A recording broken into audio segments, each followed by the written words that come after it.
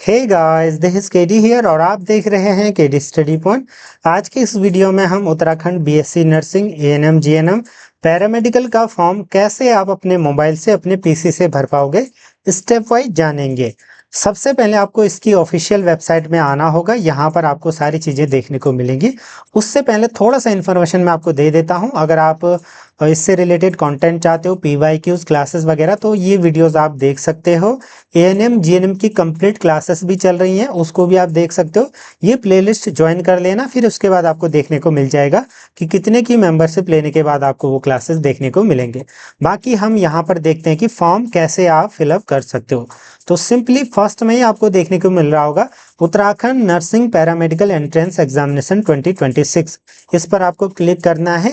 ये नई वेबसाइट आएगी। इसके बाद आगे के जो सारे स्टेप्स हैं उनको हम एक एक करके देखेंगे। ओके, तो एक चीज का ध्यान रखना, अगर आप पहले से ही रजिस्टर्ड कैंडिडेट हो तो यहाँ पर आप क्लिक करोगे, कहाँ पर, click here to log in पर। ठीक है, उसके बाद आपको कुछ इस तरीके से रजिस्ट्रेशन आईडी फिल करनी है, डेट ऑफ बर्थ फिल करनी है, सेंड ओटीपी करोगे, फिर आगे आप प्रोसेस करोगे। मान लीजिए इसमें कोई भी दिक्कत आती है तो आप शुरुआत से ही फॉर्म भरोगे जैसे रजिस्ट्रेशन मैं बताने वाला हूँ। ठीक, तो यहाँ पर आप नेम ऑफ कैंडिडेट फिल करोगे, पूरा जो 10वीं की मार्कशीट में होता है, डेट ऑफ बर्थ फिल करोगे। उसके बाद यहाँ पर मोबाइल नंबर एग्जिस्टिंग जिसमें अभी ओटीपी आ सकता है वो फिल करोगे, री एंटर उसी को दोबारा से। फिर एक ईमेल आईडी जो अभी चल रही हो और यहाँ पर उसको री एंटर करोगे। जब ये सब फिल करोगे तो फिर आप क्या करोगे, सेंड ओटीपी। अब देखिए, एक ओटीपी आपका मोबाइल में आया होगा उसको फिल करोगे, एक ओटीपी आपका ईमेल में आया होगा, दोनों को फिल करके आप करोगे रजिस्टर पर क्लिक। यहाँ पर आप आई हैव रीड वाला क्लिक करोगे एंड देन फिर रजिस्टर। फिर उसके बाद कुछ इस तरीके से देखने को मिलेगा, रजिस्टर्ड सक्सेसफुली। आगे की प्रक्रिया क्या है उसको हम आगे देखेंगे। अब देखिए, यहाँ पर आपको बहुत सारे कोर्सेज देखने को मिल रहे होंगे जिसमें बीएससी नर्सिंग है, जीएनएम है, एएनएम है, पैरामेडिकल है, पोस्ट बेसिक बीएससी नर्सिंग है, एमएससी नर्सिंग है और एमपीटी और एमएलटी एमएससी, ये सारी चीज़ें आपको यहाँ पर देखने को मिल रही होंगी। अब सिंपली करना क्या है कि अगर मैं बीएससी नर्सिंग के लिए फिल करूंगा तो यहाँ पर प्रोसेस करूंगा, यानी कि यहाँ पर क्लिक करूंगा। जीएनएम के लिए फिल करना है तो यहाँ पर, तो एक आध हम फिल करेंगे। सबसे पहले ट्राई करते हैं बीएससी नर्सिंग का फिल करना, उसके बाद एक बार जीएनएम या एएनएम का भी हम ट्राई करेंगे। तो सिंपली इस पर हम क्लिक कर देंगे, अप्लाई आवेदन करें पर। अब देखिए, पहले से जो डिटेल्स हमने फिल करी थी, नेम, डीओबी, ये सारी चीज़ें ये ऑलरेडी दिख रही होंगी। अब आपको करना क्या है, सबसे पहले तो पर्सनल इन्फॉर्मेशन फिल करनी है, फिर कम्युनिकेशन इन्फॉर्मेशन, फिर क्वालिफिकेशन इन्फॉर्मेशन, फिर डॉक्यूमेंट अपलोड करना है। ठीक है, तो एक एक करके ट्राई करते हैं आगे। अब सबसे पहले आप यहाँ पर फिल करोगे पिताजी का नाम, माँ का नाम। जो ये मार्क दिख रहा है आपको एस्ट्रिक वाला, तो ये आपको मैंडेटरी भरना है, यानी कि आवश्यक रूप से। यहाँ पर जेंडर सेलेक्ट करोगे, मैरिटल स्टेटस और राष्ट्रीयता वगैरह। ठीक, फिर उसके बाद देखिए कि अगर आपके पास डोमिसाइल है उत्तराखंड का तो यस या नो करोगे। ठीक है, अगर है तो यस, नहीं है तो नो। यस करोगे तो फिर आपको domicile certificate number, category fill करनी पड़ेगी जो भी है आपकी।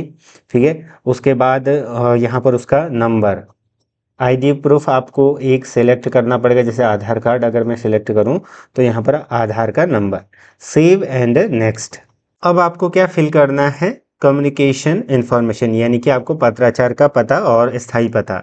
अगर दोनों सेम है तो यहाँ पर आप टिक कर दोगे इस तरीके से, तो दोनों सेम फिल हो जाएंगे। ठीक है, अब एड्रेस आप कहाँ से ढूंढ सकते हो, ये तो आपको आना ही चाहिए। आधार कार्ड वगैरह में भी आप इसको देख सकते हो। उसके बाद जो टेस्ट सेंटर है, जो सेंटर होंगे एग्जामिनेशन, उसकी प्रेफरेंस भरनी है। पहली क्या है, इस तरीके से आप भर सकते हो, जैसे मैं पहला मान लीजिए देहरादून भरता हूँ, दूसरा मैं नैनीताल फिल कर लेता हूँ, तीसरा इस तरीके से पिथौरागढ़। ठीक है, फिर सेव एंड नेक्स्ट करेंगे। अब देखिए, क्वालिफिकेशन इंफॉर्मेशन जो कि आपको केयरफुली फिल करनी है। सबसे पहला क्या बोल रहा है, क्वालिफाइंग एग्जाम 10+2 आपने कर रखा है साथ में अंग्रेजी के साथ, तो यस करेंगे। ठीक है, और उसके बाद हमारा हो जाएगा देखिए अगर नो करते हैं तो you are not eligible as you have not qualified करके आ रहा है, ठीक है। तो ये तो आपको ऑब्वियसली यस करना है। उसके बाद यहाँ पर आपको सब्जेक्ट डालना है कि आप पास्ड हो या अपीयरिंग हो। तो काफ़ी सारे लोग पूछ रहे थे कि सर अपीयरिंग भर सकते हैं, बिल्कुल भर सकते हैं, क्योंकि एडमिशन तक आपको रिजल्ट चाहिए होता है, तब तक आपका आ जाता है, ठीक है। अब यहाँ पर ये फिल कर दिया तो फिर हम रोल नंबर डालेंगे। इस तरीके से यहाँ पर हम रोल नंबर फिल करेंगे। अब यहाँ पर जिस बोर्ड से ये पास किया है, मान लीजिए सीबीएसई है तो सीबीएसई हम लिख देंगे कैपिटल लेटर्स में। और उसके बाद देखिए अन्य चीज़ें क्या क्या भरनी है। देखो वह राज्य जहाँ से उम्मीदवार ने 10+2 उत्तीर्ण किया है, तो अगर जहाँ से भी आपने कर रखा है, हमने तो उत्तराखंड से ही कर रखा है, तो हम क्या फिल करेंगे, उत्तराखंड, ठीक है। जो हमारी गवर्नमेंट सीट के लिए हम एलिजिबल होंगे इससे। फिर उसके बाद देखिए state from which candidate has passed in high school exam. तो हाई स्कूल में कहाँ से पास किया है, तो उस तरीके से फिल करेंगे उत्तराखंड, ठीक। तो जैसे हमने उत्तराखंड फिल करा, eligible for both state and all India quota seats, ठीक। अगर हम बाहर के राज्य होते तो फिर ऑल इंडिया कोटा सीट्स वगैरह ही या प्राइवेट ही हम अप्लाई कर पाते, ठीक। अब देखिए अब आपको करना क्या है, 12th में 10+2 में कुल मार्क्स कितने, ऑब्टेन कितने, और इस तरीके से ये भरना है आपको। अब मान लीजिए जिनका अपियरिंग है तो वो क्या करेंगे, तो वो उससे पहले के मार्क्स यहाँ पर फिल करने का प्रयास करना, ठीक। उसके बाद मार्क्स डिटेल्स वगैरह क्या है, तो फिजिक्स में कितने हैं मार्क्स, ऑप्टेन कितने आपने प्राप्त किए, सब भरोगे और परसेंटेज यहाँ पर आपका आ जाएगा। जैसे मान लीजिए यहाँ पर मेरे टोटल मार्क्स 100 में से मैंने अंक अर्जित किए 86, तो परसेंटेज आपको यहाँ पर देखने को मिल जाएगा, ठीक है। इसी तरीके से सभी फिल करना है। फिर आप क्या करोगे, सेव एंड नेक्स्ट। अब अगला काम है डॉक्यूमेंट्स अपलोड। इसमें आपकी जो फ़ोटो होनी चाहिए, यहाँ पर ये थोड़ा सा डायरेक्शंस आप पढ़ लीजिएगा। Photo must be recent passport size colour photo, यानी कि रिसेंटली आपने खींची होनी चाहिए, सारी अच्छी होनी चाहिए, कहने का मतलब दिखना चाहिए चेहरे में। बाकी चश्मा ये सारी चीज़ें तो उनको हटा लेना ताकि सारी चीज़ें अच्छे से आएँ। हस्ताक्षर भी आपका सही होना चाहिए, ठीक है। यहाँ पर दिया गया है जेपीजी जीआईएफ या फिर पीएनजी फॉर्म में होना चाहिए, 10 केबी से लेकर 100 केबी। तो ये आप यूट्यूब से या कहीं से भी देख लेना इसको कैसे छोटा करते हैं। पीसी होगा तो आप ऑलरेडी इसको कर सकते हो, मोबाइल होगा तो फिर आप एक फ़ोटो रिसाइजर करके ऐप आता है, उसको डाउनलोड करके इसको चेंज कर लेना, ठीक है।